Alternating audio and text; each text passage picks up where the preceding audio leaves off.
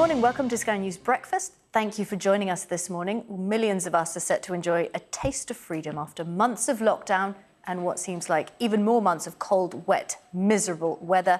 The sun is out for the bank holiday.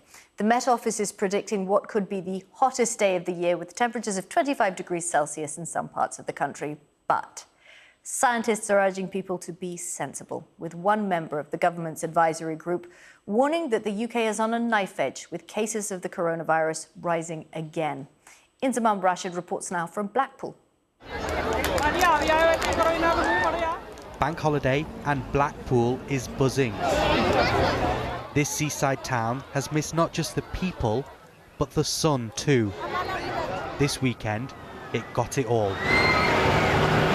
With the theme park packed and some of the warmest weather of the year so far. We've heard how busy it is on the prom, loads of people about, a seaside resort should have people enjoying themselves, having ice creams on the beach, all of that kind of stuff. So to see that back and everything that supports, so the economy in the town, the employment in the town, all of those things is really, really important. It's important to us and important to the wider resort.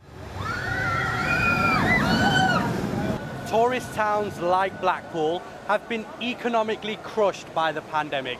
But with many people now vaccinated, this long sunny weekend is a reminder of what normality looks like. But we aren't fully there yet. Some of the country's top scientists are still urging caution and believe the next 2 weeks are critical. We're on a knife edge. We could go either way with this new variant. Either the new variant could just run away, as it did with the B117 before Christmas, which would be extremely serious, and we would have to have more restrictions, which none of us want, or potentially it could be contained. But that does mean that everybody needs to be cautious right now. Whilst it may look busy, many people here are taking care. Like Haider and his brother and sisters, they've missed months of fun, so the whole family travelled from Scotland to meet relatives and take advantage of the weather. Oh yeah, it is. Like I said, it's just something that we've all needed. We've all needed the nice warm weather, and it just makes everyone feel a lot more better, to be honest. It's good, obviously, having just good quality time with your family that you miss, because of obviously with COVID lockdown, it's just a good time. And a seaside holiday abroad still seems far off for this family from Birmingham, so they're here for a staycation. It's been awful for everyone, hasn't it? Been stuck in the house, the kids have been in the same routines, but it's been really nice to get away with all the family this weekend. It's amazing, it's nice to be back out and do stuff. There's been for so long you haven't been able to see anybody, forgot what it's like to be in a pub, go to a football match, anything, so it's like a new world again. One thing is clear, no one wants another lockdown. But just because the sun is out, it doesn't mean the virus isn't. And this bank holiday may play a crucial role in our next steps to freedom. Inzamam Rashid, Sky News, Blackpool. France is tightening its borders to travellers from Britain as fears continue to grow around the spread of the India coronavirus variant. From today, France will only allow EU nationals and French residents to enter the country from Britain, and those people will need to have a compelling reason to travel. Those who are allowed in will also need to take a pre-departure COVID test and will have to quarantine for 7 days on arrival. Well, let's have a look at the latest COVID figures for the UK. There have been 3,240 new cases in the latest 24-hour period. 6 more deaths have been reported, bringing the total number of deaths within 28 days of testing positive to 127,781. Meanwhile, the vaccine rollout, another 190,822 people got their first jabs and 440,435 got their second shots. That means over 25 million people are now fully vaccinated against the virus. More than 3,000 former interpreters and other Afghan nationals who risked their lives to help British troops in Afghanistan have been offered the chance to resettle in the UK. Our political correspondent Tamara Cohen is in Westminster this morning. Morning, Tamara. How is this going to work? Morning, Kimberley. Well, essentially, hundreds of former interpreters and their families are expected to find it easier to make new lives in the UK under this scheme. Now, British troops ended their combat operations in Afghanistan back in 2014, but the Defence Secretary says that this reflects the deteriorating security situation in the country. Many former interpreters have already been targeted by insurgents, and Ben Wallace says, therefore, this is the right thing to do. This is what he told us. With the changes now, with the Western powers leaving Afghanistan, the threat is increasing and has increased with targeted attacks against Afghans by the Taliban. So we think it's the right thing to do, to stand by these people. They sacrificed a lot to look after us, and now we're going to do the same.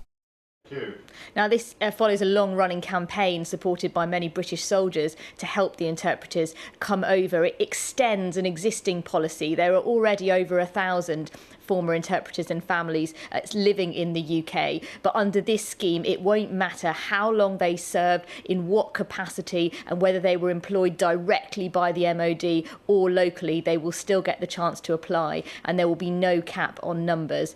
The MOD will be working with the Home Office to help them find accommodation and get support when they come over, which is expected to start within weeks. And Priti Patel, the Home Secretary, also described it as a moral obligation to help those who help British forces. OK, Tamara, thank you. Two opposition leaders in Israel are joining forces in a deal that could oust the current Prime Minister Benjamin Netanyahu. The head of the right-wing Yamina party, Naftali Bennett, is holding coalition talks with the main centrist party after 4 inconclusive elections in just 2 years. Mr. Netanyahu is on trial for fraud and fell short of a decisive majority at a general election in March. He says the proposed deal would weaken Israel. I heard Naftali Bennett. Unfortunately, he is again misleading the public. Same lies, same empty slogans on hate and division from someone who gives a hand to hatred and division, and also someone who was perpetrating the fraud of the century. There are fears thousands of private renters in England could be about to lose their homes. A ban on evictions ends today after being brought in during the pandemic. Joseph Rowntree Foundation estimates 400,000 people are afraid of being evicted, with many more in arrears. Drivers in England and Wales could save about £35 on their insurance because of new rules on whiplash and other minor injury accidents. A new online portal will help people make traffic-related injury claims below £5,000 themselves, but it won't be possible to settle whiplash cases without medical evidence. We have seen an increase in the number of claims being made as a result of road traffic accidents. Sadly, a number of them, frankly, that have been fraudulent claims. And that's resulted in an increase in premiums for all of us. That's not good for road users, and it's certainly not good in terms of the reputation of the insurance industry. And that's why I think the new online system dealing with those smaller claims will help root out fraud and help reduce premiums for all of us. Birmingham becomes a clean air zone from tomorrow, but some businesses say the timing of the move could kill off shopping and business areas. Polluting cars and vans will be charged £8 to travel into the city centre, and polluting lorries will be charged £50. The charges are expected to put off many people from driving in, but some shop owners are critical, saying it comes as they're trying to get back on their feet after the pandemic. Sky's Becky Johnson reports. Major roads are the arteries that run through Birmingham, the city that was once the heart of Britain's automotive industry. But now vehicle access to the city centre will be restricted as clean air zone charges come into force. Business owners struggling to recover from the pandemic fear people simply won't return to the city centre. The concept of it, yes, I welcome a cleaner city and a cleaner environment. The timing of it is shockingly bad for the city. It is just wrong to introduce this right now when the city has been crippled by a pandemic. Some argue it'll penalise the city's poorest. Electric vehicles and some newer, cleaner cars will be exempt from the charge, which means people who can't afford to upgrade will be the ones who have to pay. But evidence shows people on low incomes who live close to busy roads are most at risk from air pollution. And with levels dangerously high, the council says the plan will go ahead. Time is against us. We have to launch this. The reality is in the city of Birmingham, every year, hundreds and hundreds of people are dying because of illegal and unsafe levels of air quality. So we've got to get this right. Birmingham follows Bath, which introduced its clean air zone earlier this year. And with other cities drawing up plans, there are signs that reducing traffic may even benefit businesses. There's actually evidence from the UK and from abroad that when you pedestrianise a street or when you reduce traffic, people tend to stay longer just because it's nicer to be in a street where there's no cars, for instance. And so we know they also tend to spend more. Experts agree that cities will only thrive if there are better, cheaper, convenient alternatives to driving. Make it much easier for people to get about so that the first option is not the car, it's better public transport.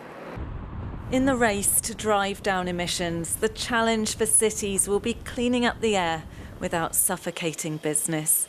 Becky Johnston, Sky News, Birmingham.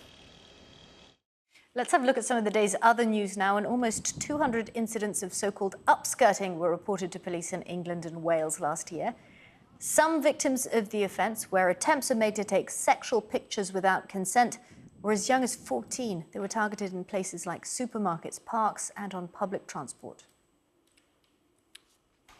The surge in the number of people who came forward to volunteer for the NHS during the pandemic has been hailed as a positive legacy for the service's future. According to NHS England, new data shows that 436,000 people from the NHS Volunteer Responders Programme have carried out nearly 2 million tasks for those who had to stay at home during the lockdown. The number of age discrimination complaints to employment tribunals increased by 74% in the last year, according to new research. Rest Less, which offers advice to over 50s, dealt with more than 3,000 cases, the biggest annual increase of all complaints. South Sudan has become the epicenter of a humanitarian crisis. Civil disorder and natural disasters have thrown the country into chaos. Famine and disease is becoming a reality. And against that backdrop, the cut in the UK foreign aid budget is hitting hard. Save the Children's Executive Director of Policy, Kirsty McNeil, joins me now. Good morning, Kirsty. Thank you for talking to us. Your work in South Sudan, has it been affected by these cuts to the UK foreign aid budget? It has hugely, I'm afraid. So children in South Sudan were already facing a triple whammy of COVID, conflict and climate change. And on top, they now face cuts that are both deep and devastating. Our correspondent was in a place called Pibor, and he spoke to a rep from the World Food Programme who said that they were taking food from the hungry to give to the starving. That is incomprehensible. Is that the kind of tough decision-making that your people are having to do on the ground there? Yeah, so UK food aid to people in South Sudan has already been cut by 30%. And we see that in programmes right across the world. So UK humanitarian assistance, and that is the very life-saving assistance that the public most wants to see, is being cut. And we see this in conflict zone after conflict zone. So what we're seeing in South Sudan is repeated in places like Yemen, in places like Syria. And it's not just on hunger. We see cuts affecting things like family planning, on things like education, so that when a woman comes back to get her implant taken out, there's simply no doctor or nurse who's able to take it out. That when a child turns up for its 7th or 8th year of school, there's simply no teacher there to teach them. So that's the hard reality of what these aid cuts really mean on the ground. So people will die, will they? Children will die because of these aid cuts? Undoubtedly. So we already have 34 million people globally one step away from famine. Even before coronavirus, even before the cuts, global hunger levels were at record level. So it's inconceivable that you can take this amount of money out of the global system and not have it immediately lead, I'm afraid, to the deaths of children. As someone who works for Save the Children, as a humanitarian, a global humanitarian worker, how do you reconcile that reality with Dominic Raab saying the government is looking to provide, quote, value for taxpayers in places like South Sudan? But whenever we speak to the British public about what they want to see, their generosity is unparalleled. British public want their taxes spent on saving and changing children's lives. And that's what our life-changing, life-saving humanitarian assistance does around the world. And that's why when our Chancellor, Rishi Sunak, meets his counterparts on Friday, and when Boris Johnson meets his counterparts at the G7 group in Cornwall in 2 weeks' time, we'll be saying, actually, here is a plea from the hungry children of the world to reverse course. It isn't too late. These aid cuts can be reversed, lives can be saved, but it will require leadership from both Rishi Sunak and Boris Johnson. Let's look at South Sudan in particular. What is the government there doing about the fact that they're on the brink of a famine? These are its people. So undoubtedly responsibility primarily for people in any place would rest with the state. But to be clear, in South Sudan, we already had a very fragile situation with a conflict that is not of children's making. Then on top, you see the effects of climate change with new droughts and food insecurity. And then on top of that comes this devastating pandemic. And we've seen even in a state as well-functioning and as rich as the UK, that the effects of a pandemic can be devastating. So imagine what it's like as a family trying to survive against a backdrop of not just COVID, not just climate change, but a conflict and war on top. Okay, Kirsty, thank you for talking to us. Now, he's been hailed as the greatest marathon runner of the modern era, but even for Eliud Kipchoge, the plan to run a sub-2-hour marathon was an ambitious one. Sky News was there on the day the quiet Kenyan took on his biggest challenge. Now, in our new podcast series, Storycast 21, we relive the highs and lows of that momentous day. My name is Eliud Kipchoge. I'm a marathon runner. I was born on 5th November 1984 in Kenya. I'm Enda Brady, I'm a Sky News correspondent, and in my spare time I'm an amateur marathon runner. Kipchoge, to me, until I met him, had always been this kind of rock star of running. He was running his whole life. He'd run to school, he'd run home from school, and then he would run off and sell dairy milk to keep the family finances going. When I was a boy, I was really running fast, and I always emerged actually among the top in running. So I think I enjoyed running from the beginning because I want to inspire people. Scientists have been looking at the running data of marathons for decades, and it was their view that it could take 50 years before we'd see a human, if ever, go under 2 hours. A couple of years before we met, he had tried to break 2 hours in Monza. I missed it by 25 seconds. I said to him, will you try again? And he goes, it would be my dream to try again. I don't believe in limitations. I always say no human is limited. Eliud Kipchoge will set out to make history today, hoping to become the first person in history to run a marathon in under 2 hours.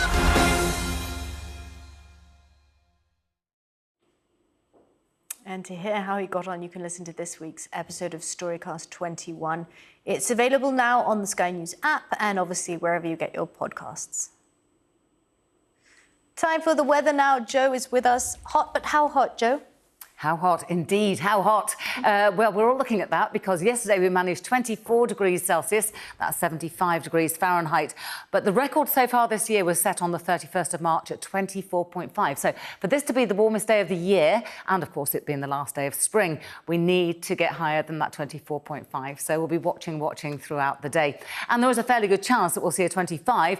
Tomorrow, first day of summer, and the following day, well, it could be warmer still. All the details coming up.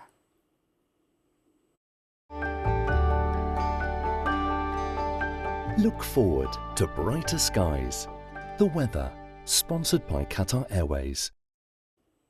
Hello there, good morning to you. I will say before we start that this fine weather is down to high pressure, which is really situated over the North Sea in Scandinavia, and it's starting to move its way eastwards. And as it does so, that's going to allow this cloud and rain to brush in and out of western parts of Ireland. And by the middle of the week, we will see a breakdown in the weather. It'll be thundery showers coming up from the southwest. So enjoy the heat and the sunshine whilst we've got it. And please do remember that the sun is very strong at this time of year, even if we have only really seen it just for the first time. Very high UV levels. Don't go out there and get burnt. So for today then, still rather grey through many central areas and down towards the south.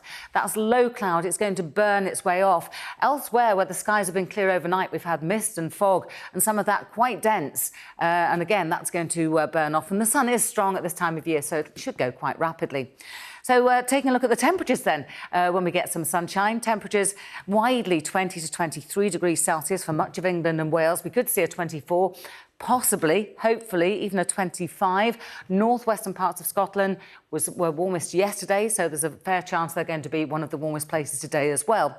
A little bit of fair weather cloud bubbling up and an outside chance later on of seeing 1 or 2 showers over western parts of Scotland, also Northern Ireland. Now, the other fly in the ointment is this area of really slack air in the North Sea. It's bringing some rather misty, murky conditions to eastern coasts. It did the same thing yesterday, and where it lingered, temperatures no better than 8 or 9 degrees Celsius, and obviously very grey, pretty dismal, drab conditions. And we'll see the same today. Some parts of these eastern coasts will stay very grey, very dull throughout, and that's down to the wind coming from an easterly direction. So for Ireland, central and eastern parts having a nice day with some sunshine out towards the west. There's a good deal of cloud and some patchy rain around as well. So as we go into this evening and overnight, again, mixed amounts of cloud out towards the west, some low cloud coming back into Yorkshire and Lincolnshire, clear skies elsewhere, so the risk of some mist and fog forming just as we've seen overnight. And then through the course of Tuesday, it'll be that burn back situation once again. It'll probably be northeastern coast that see that cloud hanging around. And we're looking at temperatures, as I say, 24, 25, possibly even a 26 somewhere. That's around 79 degrees Fahrenheit. And then, of course, as we go into Wednesday, this is when we start to see these thundery showers making their way up from the southwest into Devon and Cornwall, southern parts of Ireland, and then it'll work its way northwards through the course of the day. The weather, sponsored by Qatar Airways.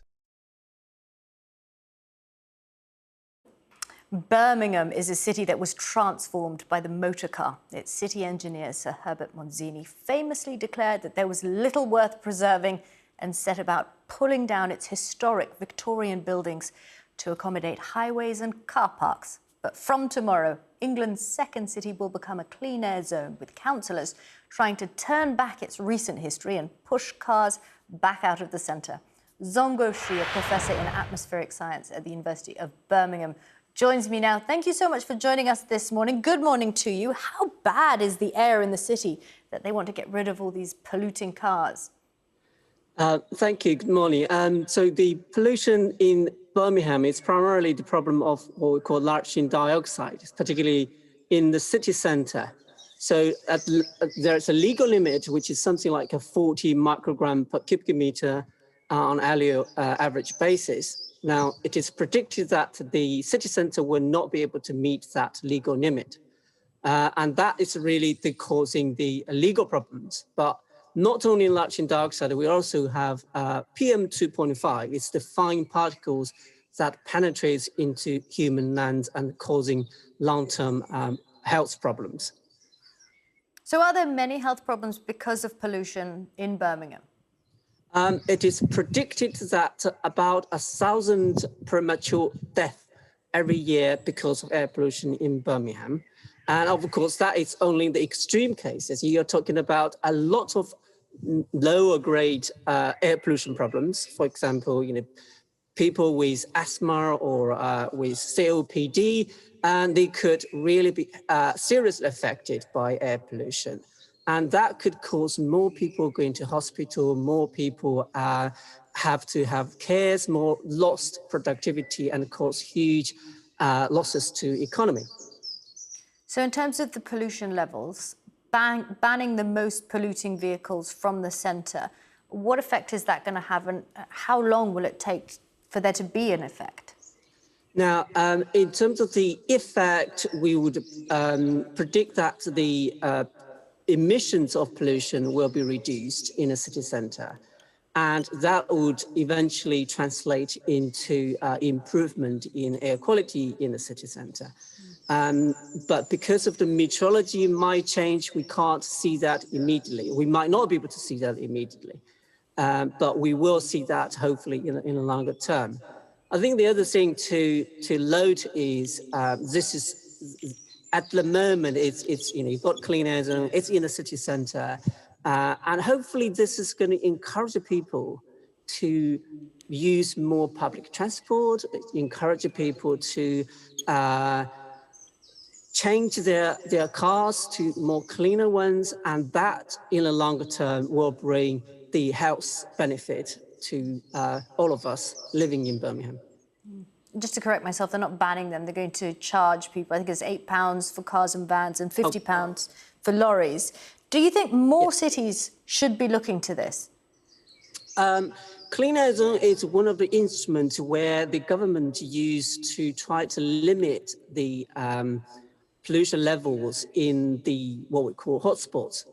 And that, because those hotspots break the legal limit, and the government have the obligations to meet that legal limit. Clean air zone is, as you said, it's only part of the things that you can do, but there is a lot more we need to do to improve air quality, not just the clean air zone. Okay, Dr. Shih, I must say that garden behind you looks gorgeous. Thank you so much for talking to us. Thank you. Now, from next year, Wales will become the first UK nation to make Black history lessons mandatory in the classroom after the Black Lives Matter protests and a petition for Britain's colonial past to be taught in school.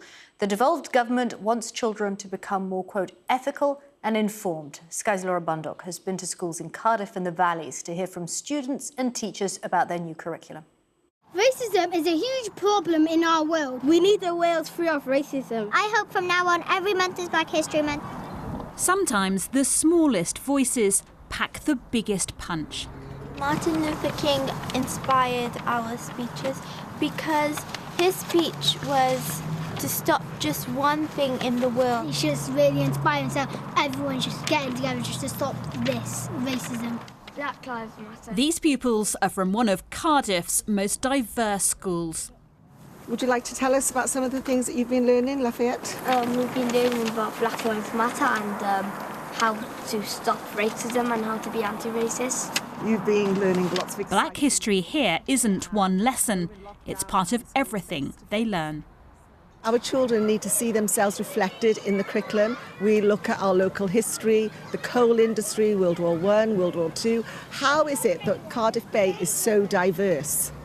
So through all of that, they have a sense of belonging. But head to the Welsh valleys and there's a very different landscape. Here, ethnic diversity is low, but it's a large part of Kojo Hazel's lessons. George Floyd, hands up if you heard that name. It's my job really, certainly as a role model for these peoples here, to be able to teach them about what's outside the valleys, what's in the wider world, and give them a real rounded experience so they can, when they do eventually get to leave, they've got a much better understanding. And for this PE lesson, that understanding's all about black athletes.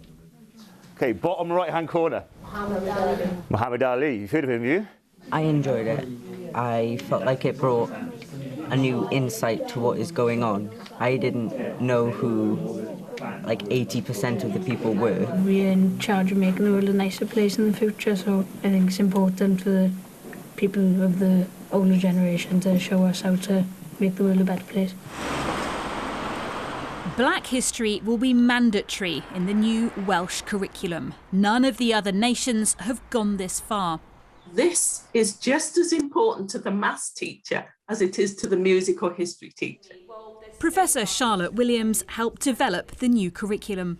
This is the right of every child in Wales to have their knowledge base enriched and expanded and to be prepared for the global connectedness of Wales. The diversity of Wales is woven into its history, and very soon these stories will be told in every school. Laura Bundock, Sky News, Cardiff. Joe is here with the weather now. Joe, what a gorgeous day yesterday, and it could be even hotter today.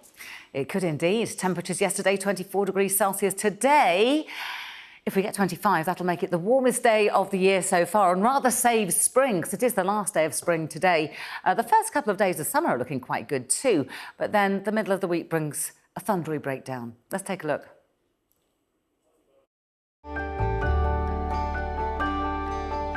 Look forward to brighter skies.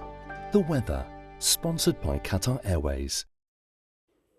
Hello there, good morning to you. Well, we've still got high pressure dominating the weather. It's created this easterly flow, which is bringing a lot of low cloud in across the North Sea coasts into central and southern parts of the country. That'll take a while to burn off first thing in the morning. Also, early mist and fog has been affecting many inland areas too. So it may be a rather grey start to the day, but we will see some sunshine coming through.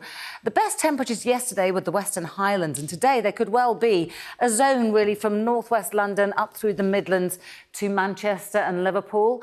And again, the Highlands, here we could see 24, 25 degrees Celsius. That would be 77 degrees Fahrenheit. But to be honest, with very light winds, you don't need those really high temperatures for it to feel really nice and warm. However, where we see that low cloud hanging around those eastern coasts, it will be chilly. Yesterday, eastern Scotland, only 8 or 9 degrees Celsius.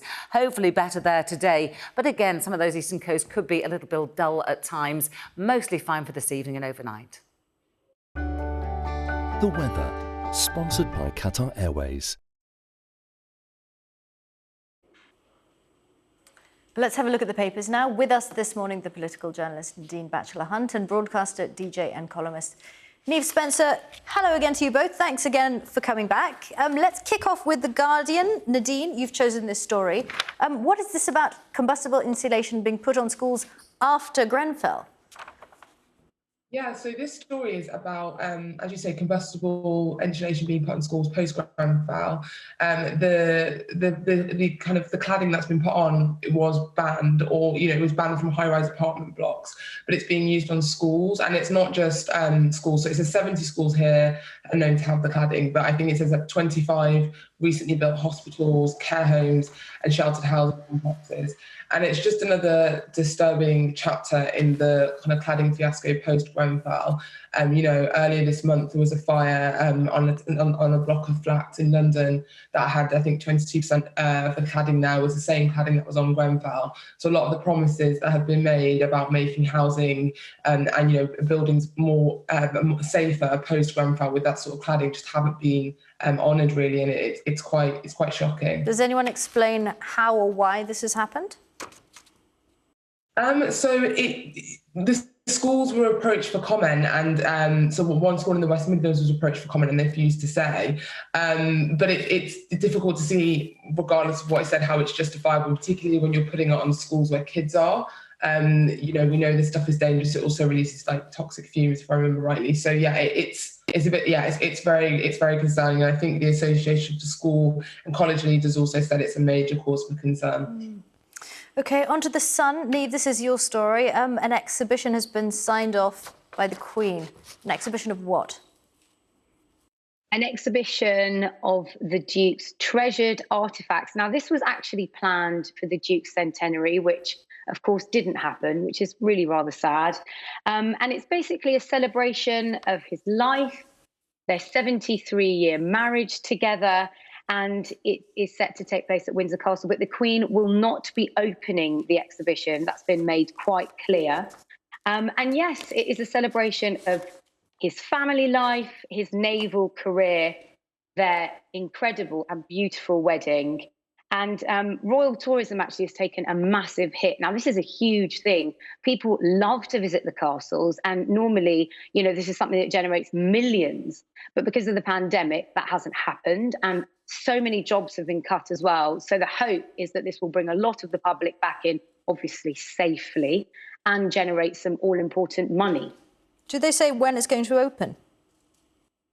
I'm not entirely sure, actually. I don't think that they do. I believe it's soon.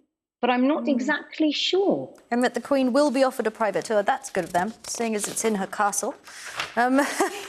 Nadine, to you now. Tell us why tenants fear eviction. This is page 2 of the Times. Yeah, so a law that was introduced to protect tenants from eviction during the pandemic is kind of winding down. And the Joseph Rowntree Foundation is saying that 400,000 families have already been served with an eviction notice, and another more than 800,000 households renting are now worried about being evicted. And this could also almost turn into a kind of renting eviction pandemic or epidemic in the UK. A lot of people lost money during the pandemic, lost jobs, and the eviction bans or limitations on evictions protected them. And now that's coming to a close. It's likely we're going to see a new wave of homelessness and eviction. So it is quite concerning. And I think it's another one of those parts of society that are suffering, whether or not the virus is in remission or not. It's going to suffer beyond the end of the pandemic. But this is something that we've been following here this morning. 400,000 families are expecting to be evicted. 400,000 families. What's going to happen to them? Well, this is the thing. We've already had a huge homeless problem in the UK before the pandemic. I think in 2019, over 700 homeless people died. So this is going to just add to a growing problem. The government, in my view, aren't spending enough money on protecting homeless people, protecting rough sleepers. It's a very, very dire situation out there. We are recovering from a huge recession. We are bouncing back more quickly than people expected, but that's going to be small comfort to people that are about to be kicked out of their homes. That's really, really worrying. Dean, let's leave that there. Niamh, The Telegraph. Who's been writing about my life? Yo-yo diets and sleep problems. This is exactly my life as well. I've been a yo-yo dieter my entire life.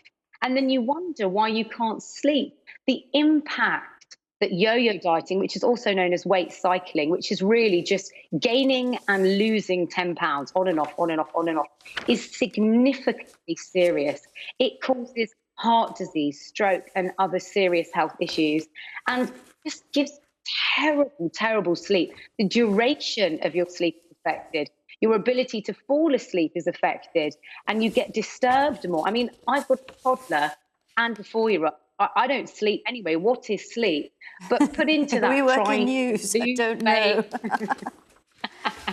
But it's the new research is showing that obviously this is a really serious thing for women, and it's something that they're investigating more. But from what we understand, it's connected with your gut. So we know that your gut and your brain are connected. So even though you may switch off in your brain through meditation or whatever, putting your phone away, your gut doesn't necessarily switch off, and that's what can wake you in the night.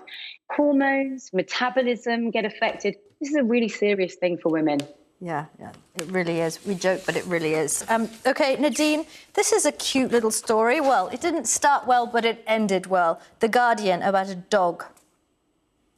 Yeah, so a dog that was left for dead and some rocks was found by some welfare officers. The injuries on the dog were quite severe, had several skull and jaw fractures and was left blind in one eye. But he was taken care of, operated on. I think his eye had to be removed in the end. But one of the rescuers adopted him, and now they're taking him in, and they say they can't imagine what life would be without him. And yeah, it's really, really sweet. I've got some dogs at my mum's, and they are adorable. They are really man and woman's best friend.